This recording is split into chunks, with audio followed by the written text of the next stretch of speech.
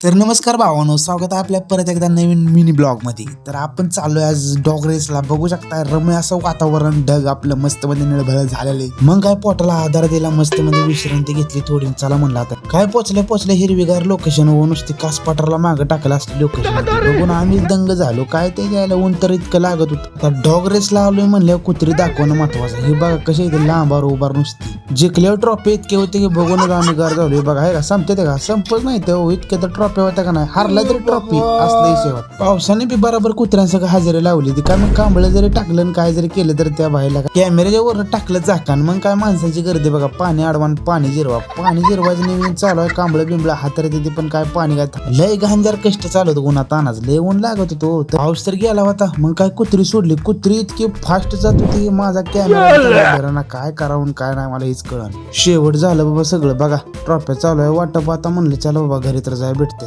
Bye म्हणलं आता.